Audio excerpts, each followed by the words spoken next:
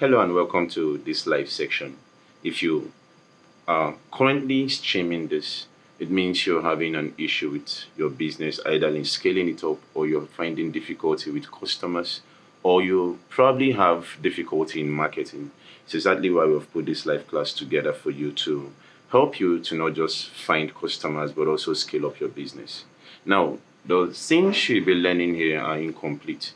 It's why we have a free class and a paid class. And in the paid class, we'll handle some of the things that we are not able to handle in this class.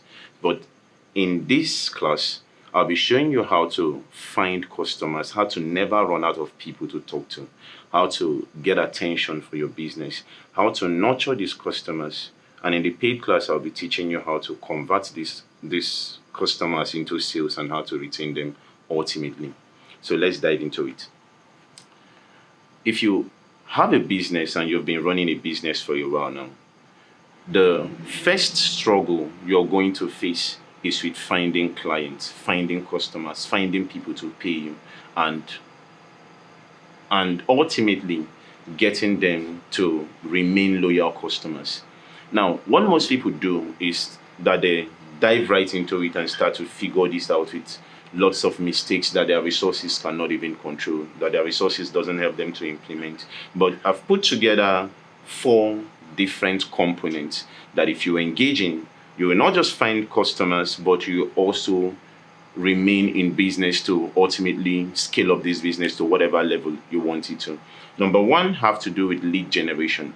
Number two have to do with lead nurturing. Number three is lead conversion. And number four is lead retention.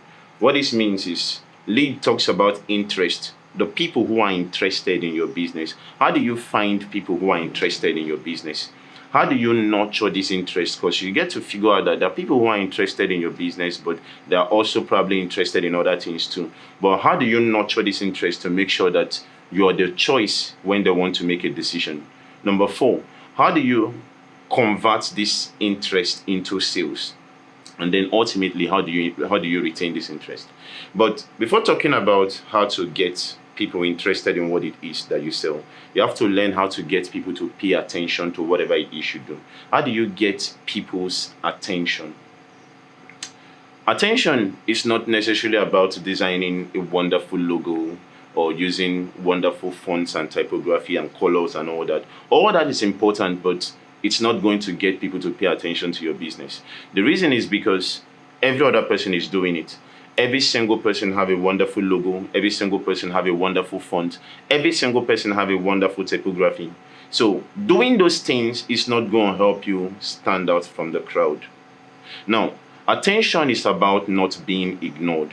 What is the thing you're going to do that is not going to get you ignored in the market? The market is a vast place, and there are lots of, it's so noisy that even if you design something wonderful, you can get enveloped in the noise. So there are four demands that the market is going to place on whatever it is you create, whatever product or services you offer.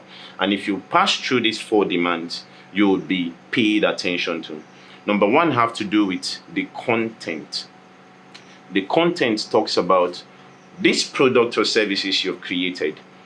Does it solve a problem or does it offer a solution? If you're trying to solve a problem, you're doing it all wrong. You should be focused on offering a solution. And here is the difference.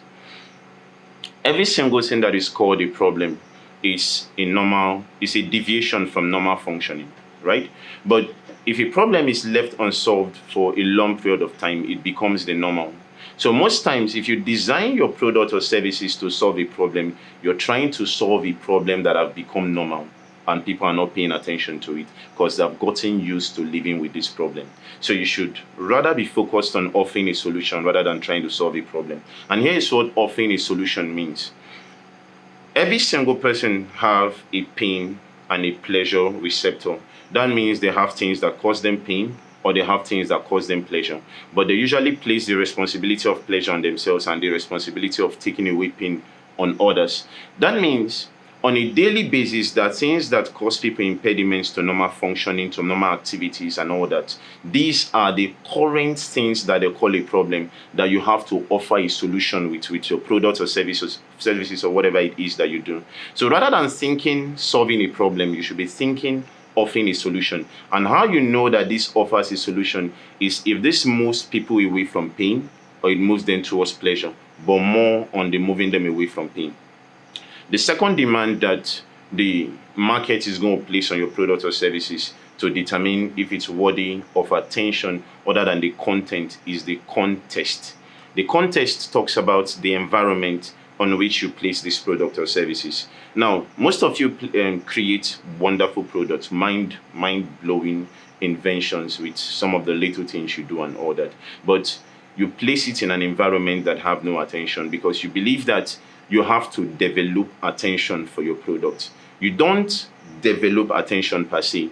You place your product on or services in a place that already have attention. That is exactly what ads means. That is what it means to run an ad. To run an ad simply means to place your products or services in a place where people pay attention to, which is social media. But other than that, if you sell something that belongs to a supermarket, you sell something that belongs to a store, you sell something that belongs to a place, find the 20% of those places or supermarket or whatever that have the most attention and make sure that your product or services are there. Because to get attention, you need to place your product or services where there is already attention, not trying to invoke attention on your own. So they're going to place a demand in the context, that is the environment this thing is found. The third demand that is going to be placed on whatever it is you create is the connect. Talks about the connection. The connection this product or services makes with people. Now, most people create products or services that have no emotional connection, no feeling attachment, because people necessarily don't pay for the product or services that you create. They most importantly pay for the feelings that it gives to them in return.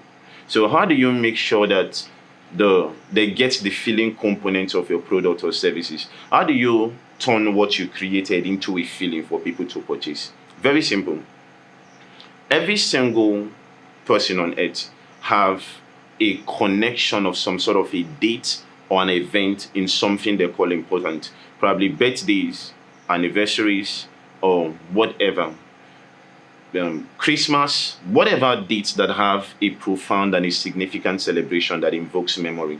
You want to attach whatever it is that you create to that thing. If you find most of the biggest brands that exist, what they do is to attach what they created to some sort of an event, to some sort of a memory, to some sort of a memorable something recognizable that it's difficult for your mind to do away with the emotional connection. For instance, Coca-Cola, they are known for festive periods. They advertise mostly during the Christmas and some of those festive celebrations. And some of the shoes you wear, some of the food companies, they are connected to some birthdays, some important memorable celebration that is connected to an emotion. And if you can do that with whatever it is that you create, people will pay attention to it. So if you're running ads on Facebook, you're running ads on Instagram, you're running ads on any platform, what you want to do is to make sure that you target the people who have birthdays for that month, who have anniversaries for those months. Those are people who have memorable emotional connection to the month, and you want to sell to them so they can pay attention to whatever it is you do. Now, the next demand that the market placed on whatever it is you create, your products and services, is the contrast. Contrast talks about the difference. Now, there are lots of products in the market, but this stuff you just created, what is the difference between it and what exists in the market? What is the difference? How is this a better alternative to what it is that we already have out there? And there are two ways that this demand on difference is being created, and this also helps you as well. You should understand that, first of all, you're the first difference in your business. You're the first difference in your product and services, not something else. You might be into content creation, you might be into fashion, you might be into anything. The difference between your fashion and someone else's fashion is you. The difference between your food and someone else's food is you. You're the first difference in your business. Now, if you find it difficult to manifest any form of innovation, any form of competitive advantage to add to this thing to make it different. It's simple. It's just a function of the fact that you have not exposed your mind to quality information. You have not exposed your mind to how things are done recently. So the next thing I need you to do is to find the top companies as far as your industry is concerned that is focused on creating innovation for that field and industry, and pay attention to the things they are currently doing. What this does inevitably for your mind is that it exposes it. It creates an opportunity for you to integrate uniquely the exposure that you just have to create something innovative. Now, you might not have the resources to pursue their innovation, but what you're trying to learn from that exposure is the principle that governs the innovation, not the innovation itself. Because if you can replicate that principle on a smaller scale in what you do, you'd have a semblance of that innovation. So you're the first difference, and you should start exposing your mind to the innovative components and content that are available in your industry. You shouldn't be left behind. The social media have made it possible for you to be exposed to every single climax of information that is available in your field. So follow those people and expose your mind to them. There is one profound way that people can tell if you're different from everything that exists in the market, and it's called consistency. Now, there is an experiment I want you to perform in your free time and all that. If you place probably four different balls or four different lightning, let's say yellow lightning, white lightning, blue and green lightning, and you keep changing this lightning to different kinds of lights, and then you just leave one, probably the white light, consistent, and you change every other one. After a while, the ones people pay attention to is the one that doesn't change, the one that have remained consistent over time. So one way people determine difference in the market is what product or services have been consistent with time, not necessarily the one that try to do everything all the time. So you want to be consistent with something that people can recognize. So it's an irony to actually understand that staying the same is the way of being different. But the same doesn't mean that you don't have to improve on anything. You just have to be consistent on the quality of value you deliver. And that is one way people can pay attention to you. Even if you're creating content, you're a content creator, you're anything at all. If you keep doing the same thing that creates value consistently over time, it's just a matter of time that you get attention from people. Now, that is how to get attention, and these are the four demands that are placed on your products or services and if you satisfy these demands, people pay attention to whatever it is that you do. Now, outside the fact that attention have been gotten, you've gotten people's attention by paying attention to these principles. You need to convert those attentions into interest. The difference is that attention is temporal, but interest gives you the opportunity for you to nurture that interest into something more important. But here is the thing. How can you tell a person is interested in whatever it is that you do, whatever it is you sell? What is the indicator for interest? If you've ever asked a lady out, you've ever asked a girl out, you've ever been in the position of asking a lady out, how do you tell the lady is interested in you? It's simple. If she gives you her information.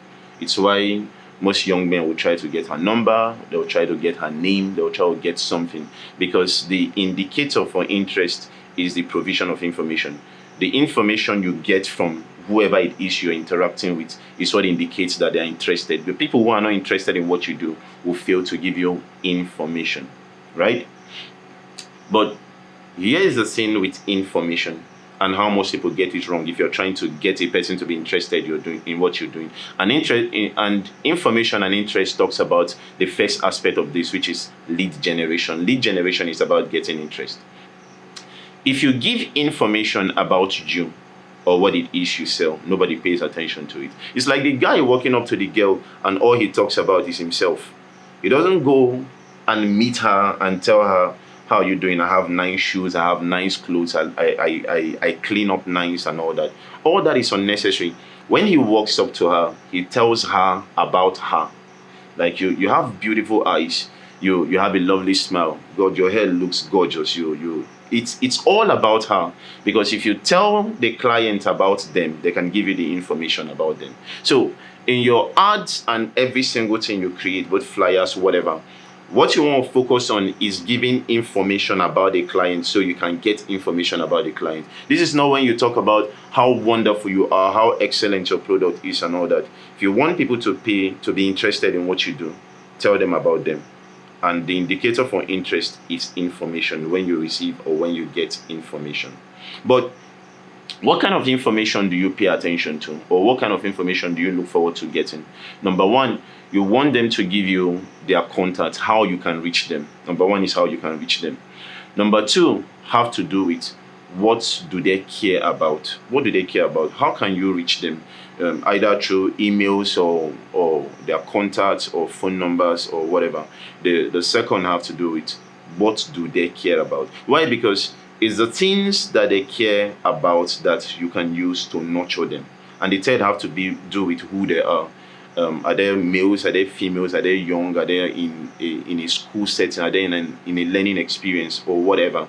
If you get these three information about them, you would infuse it in the next process of business scale up, which is lead nurturing. And I'll tell you how to do that. So you get who they are, what they care about, and how to reach them.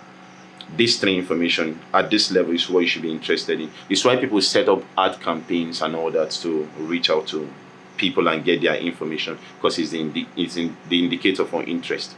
Now I'm going to teach you something really important. It's called the Trinity of lead generation. Lead generation is about interest, and the Trinity of lead generation. These are the three components that make up lead generation. These are the three components that indicate that people will pay interest or will be interested in whatever it is that you do. Number one have to do with advertising. I need you to understand that advertising is not marketing. Advertising is different from marketing. Marketing is about getting information. Advertising is about creating awareness. When you create awareness about what it is that you do, when you post things on your social media handle, like on your WhatsApp or whatever, that is advertising. You're not really marketing, because you're not getting information of people to nurture them. You don't even know who paid attention to those things, or who saw or who didn't see it. So the first trinity of lead generation is advertising. The second have to do with promotion.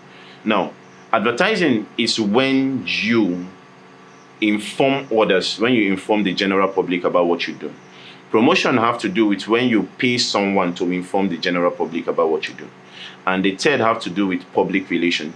Public relation is when you take care of your customers so well that they tell others how good your services are. They help generate interest among others. So advertising, promotion, and public relation. And public relation is so important, because most people don't know how to take care of their customers in a way that it advertises them. The most effective and efficient kind of marketing is the marketing you don't do for yourself, which is free marketing. And that is marketing that is done by your client, that is done by satisfied customers. So every single time you have the opportunity to take care of a client, make sure they're satisfied, because they'll do free marketing for you. It's why I remember there's a show, a Nigerian show, Big Brother Nigeria. I don't watch it, I don't follow it, but invariably and inevitably I get to find out every single thing that happens in it on my WhatsApp status. Why? Because every single person, my relatives and friends, they take the pain to advertise this brand. Why? Because they pay so much attention on taking care of their customers, in feeding them quality entertainment and what these clients actually want, that I get marketed what Big Brother Nigeria is. I get to follow up every single thing about it without even watching the show. So people are doing free marketing for Big Brother Nigeria because of the way that they are being taken care of, in terms of the information that they are being fed and the quality of it. So this talks about the trinity of lead generation. These three things have to be available in your lead generation and generating interest. Now, it's very important for you to note that in generating interest, there are two approaches you can use. Number one have to do with going out there to find people, and number two have to do with making yourself findable. Now, going out there to find people, it's when you do the cold call, cold outreach. It's very stressful. It's very difficult. It's important. It's very important that when you're just starting out a business or you've been in business for a while, that you're out there telling people about your business and all that, getting people to sign up, getting people to subscribe, getting people to pay and all that. As important as that is, what is superiorly more important is making yourself findable. Making yourself findable. It's easier for people to purchase from you when they know where they can find you than when you're the one going in search for them. Now, how do you make yourself findable? Where a person can be found, using this analogy, is most importantly where they live. Where they live. You have to have a place, we're now talking about your business, where it lives. And there is an evidence that there is a life form in your business to show that it lives there. Number one is where it causes disruption. Disruption is one of the evidences of life. And for your business to live in a place, to make it findable, it has to disrupt a process in functioning in that industry or how things are done. For instance, if it takes a longer time to get things done in whatever it is that you sell, find a way to shorten the time that it takes it to be done. If it's about delivering, let me give you this example. If you're into fashion, one of the ways to cause disruption is this. There is this normal acceptance and paradigm that tailors, they will disappoint you, they don't deliver on time, and lots of disappointment with tailors. So if you become a kind of tailor who a demand can be made on whatever style and whatever, and you get to supply it that day, you have disrupted the market in that local, whatever, how small, whatever it is you do, or whatever it is that thing is. So you want to find a disruption in functioning, or in doing it quicker, in doing it better, whatever, however you can find disruption. And get this, people are not really paying for the processes, they're paying for the results. They'll be nurtured by the processes. One of the ways you would nurture is by the process, but they pay for results. That means you're not really interested in how long it takes you to do a thing. Because at the end, you're not going to charge for the hard work you imputed in the thing. You're going to charge for the results you created. It might be an incompetent approach to take so long to create something that innovation and technology have probably found easier ways and approach to make it shorter. So the fact it took you longer doesn't really mean anything. So you want to disrupt things, the way things are done in that whatever industry or business you find yourself in. It's one of the evidence that this business have life and it can be found there. If you start disrupting, you start being found. The second way to be found is to create content, to be content. Where a person lives is where they are content, where they are comfortable in. But that is also translated in the word content, to create content. If you want people to find you easily, put something out there, indicate what you do. Put something out there. And like I said, be consistent on it. It's the consistency that is the difference. Most people don't know how important it is to create content in a digital era, especially in a social media era. Social media simply gave you the opportunity right now to sell whatever it is that you have to the rest of the world, not to your locality, to the rest of the world. Why? Because there is a limitation of people who can purchase what it is you have at the place you can be found, because of the level of mediocrity that it has, or the level of hard work that you've not yet developed, or the innovation that you can't get. But social media makes it easy for you to sell it at that level to the people who want it at that level. So how can you be found on social media? By creating content about the things you do. You need it to be a content out there. So you utilize these tools very well. Social media is not a place for you to advertise yourself. It's not a place for chat. It's a place for connecting like-minded business people, or whatever pursuits you have in putting this out there for the rest of the world to see. So if you're wasting social media and you're not using it to make ends meet, or you're not using it to make a return, you're totally wasting it. Now, most importantly, how can you generate leads? How can you generate leads? How can you generate interest for whatever it is that you do? There are two ways you could do it. You could either pay for it, or you could get it free. Now, paying for it is obvious. You could use influencers, or you could use probably ads, influencers or ads. In the paid class, I'm going to show you how to run a proper ad that targets the ideal clients and get you a return. And most importantly, I'm also going to show you how to use influencers, because you're going to learn that paying an influencer, if you've ever used an influencer and you didn't get a result, I'll show you why in the class. But one of the things from that is, influencers most times have a mismatch of principles of whatever it is you put out. An influencer might have a different personality and belong to a different category of entertainment from whatever product or services you sell.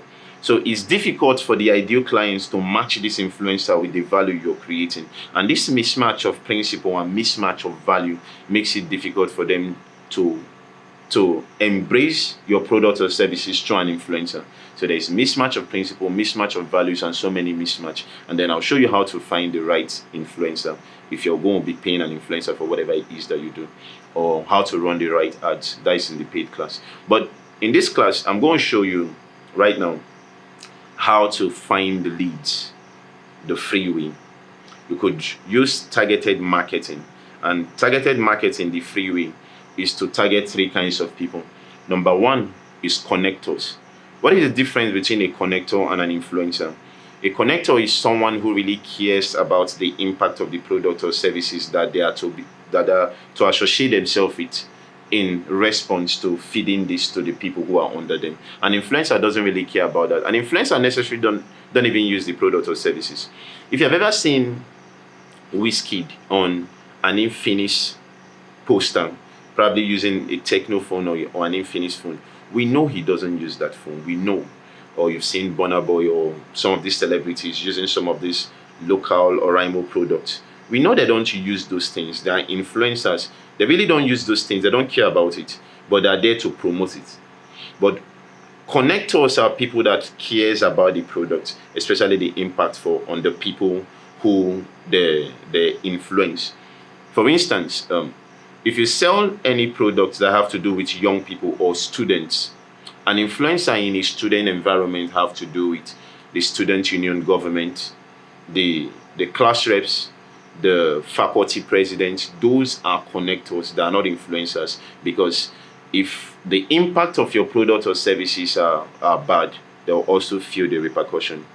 If you sell something that have to do with in a religious setting, a connector is the pastors or those religious leaders. Those are connectors. They are not influencers. They connect the product or services to their people. It means they are also interested on the impact of this product or services on the people. So the easiest way, these people necessarily don't need your money. They just need to see the value of the product or services you offer in regards to the people that is to influence. So start looking for connectors if you're looking for the cheap and easy way to get leads, to get people who are interested in this, because every single connector have people who they influence.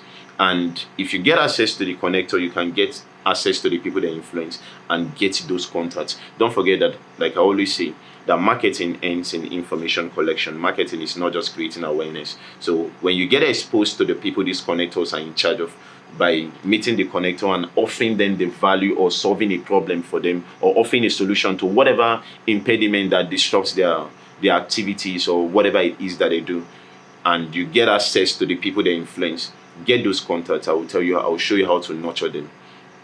Now, outside connectors, there are rivals. You can get free leads, free people who are interested in what you do from rivals. Rivals are simply those people who probably create alternatives to your product. Now, here's how you get the leads from a rival. Every single rival have a comment section or have a place where people give feedbacks on how good or bad the product or services is. Now, if you go to those comment section or you go to the clients of your rivals, find the things that people complain about, find the questions people ask, find whatever it is that disrupts people's involvement in this product or services that these rivals give, and create a solution to it. If it's questions people are answering, through the content you create answers to it. If it has to do with some sort of thing that they need to be done differently, then create a solution to that difference, and then you will get the interest. You can post those things or put it up on those places where it can be found, and then you see the magic happen, and how the leads of your rivals suddenly become interested in what you do because you offer the solution that their service providers or product providers could not offer. Now, the last, other than connectors, rivals, is mentors. If you have a mentor or you don't have one, you should get one. Mentors make things easier for you. Mentorship is the easiest form of learning. It's not experience, it's mentorship, the easiest form of learning, the most effective form of learning. And how you utilize and make use of your mentor's leads is, every single mentor have gone through the experience of whatever it is that you want to create. That means they have an excessive influx of people that they can take care of. So if you get acquainted with whoever your mentor is, in line with whatever it is that you do, and start finding a way to offer value to him or to whatever it is that he creates, and you get access to the influx and the excessiveness in the interest of people in whatever it is that he does, and then you can get these people's contacts and then start nurturing them. Now, finally, and this is where I'll end this, it's important that you know the kind of people that you should pay attention to in generating their interest. There are different categories of people out there, and there are people who are there to waste your time, waste your energy. They might give you their contacts, they might give you their numbers, because they might not really be interested in what it is that you sell. They might be interested in you as an individual, especially if you're a very attractive person. So you need to be able to not waste your time in generating interest for whatever it is that you sell. And there are 4 ways you can do that. 4 ways you can tell, is this the right client for me? Is this the right person I should be talking to? Is this the person I should be generating their interest? Number 1 is if they can pay for it. You shouldn't just be interested if a person wants whatever it is that you created, but if they can pay for it. As a matter of fact, that is the first thing that you should target. Imagine a Rolls Royce trying to advertise to, wasting all their time and resources to a person who can afford it. If they focused on, do you want it? Do you want this? The answer would be yes. But can you afford it? The answer is no. So they don't waste the advertising on you because you can't afford it. So what they pay attention to first is, who can afford this? And you should do that as well. Who can afford this? Who can afford this? Don't forget that pricing is the way people perceive the value you created. So if your price doesn't match the value, it's a mismatch of value, and you need to raise the price to match the value of whatever it is you create. And I'll show you how to do that in the paid class. But the first class of people you should pay attention to is who can afford to pay for this. Now, the second thing you should look out for, outside who can afford to pay for it, is who is new to this. Who is new to this? For instance, if you're selling something to mothers, you won't find people who are pregnant for the first time. They are the ones who are looking for alternatives. They are the ones who are looking for answers to whatever problem that they have. If this person has been pregnant for 2-3 times, they don't really care about what it is that you're offering. They have found an alternative for it. They have found an answer to it. So you want to look for who is new to whatever it is that I am doing. If it's something that have to do with young people or students in a learning experience, which ones just got into school newly?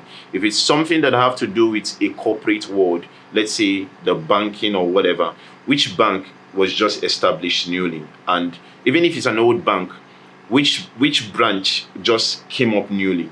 You want to target the people who are new, because those are the ones who don't have a solution already to whatever it is that you offer.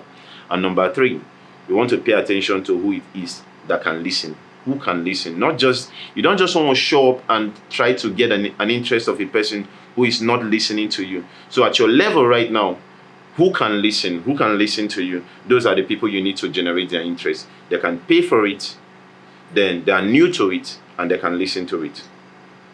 Now, there is a drift analysis I will be showing you. I won't be getting into it in this class. I'll be getting into it in the paid class. I'll be showing you how to do a drift analysis on ascertaining the importance and the effectiveness of your product and services in reaching out to people and people embracing it as acceptable in the marketplace. But most importantly, at the end of the paid class, we'll be giving out 500,000 naira to some certain businesses. And to get the rest of this, to learn how to nurture these contacts, because you just got contacts of people. What are you supposed to do with those contacts? How do you convert them to sales? How do you retain them and all that? I'll be explaining that all in the paid class. And at the end of the paid class, I'll be giving out 500,000 naira. An alternative to the link you clicked is a paid class. So you can go to the class and register, and I'll see you at the paid class. Thank you for being available in this live class, and do have a lovely day.